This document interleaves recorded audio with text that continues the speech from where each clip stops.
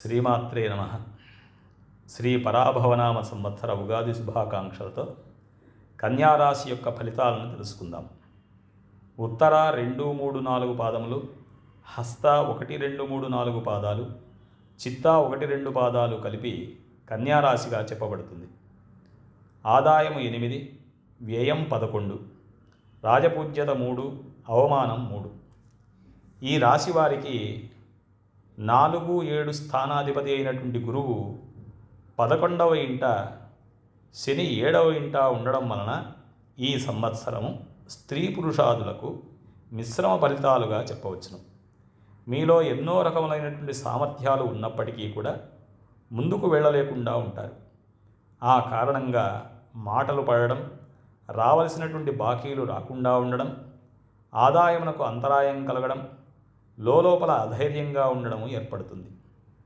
రక్త బంధువర్గంలో కలతలు, అశాంతి, మనస్సుకు హెచ్చరికలు లేకుండుట, మందత్వము, గుప్త శత్రుబాధలు, సొంత పనుల కంటే కూడా పైవారి పనులలో శ్రద్ధ, లేనిపోని అనుమానాలతో మనస్సులో అలాగే వాటిని గురించి ఆలోచన చేయడం, మీ సొమ్మును తిని ఉపకారం పొందినటువంటి వారే శత్రువులుగా మారడం జరుగుతుంది.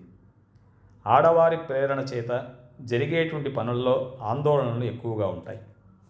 ధనము చేతికి అందినప్పటికీ కూడా ఖర్చులు అదే విధంగానే ఉంటాయి. ఈ సంవత్సరం ఉద్యోగులకు మిశ్రమ ఫలితాలుగా చెప్పవచ్చు.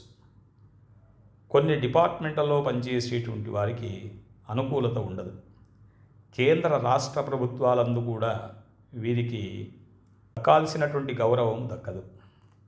ఈ సంవత్సరము రాజకీయ నాయకులకు గురుబలము, శనిబలము వలన రాణింపు ఉంటుంది. ఈ సంవత్సరం వ్యాపారస్తులకు బాగానే ఉంటుంది. విద్యార్థులకు గురుబలం కారణంగా చదువుపై శ్రద్ధ ఉంటుంది. ఇతర వ్యాపకాలు ఉండవు. స్నేహితులతో కాలక్షేపం చేస్తారు. ఇంజనీరింగు, మెడిసిన్, లాసెట్ ఇటువంటి పోటీ పరీక్షలలో మంచి ఫలితాలను పొందుతారు.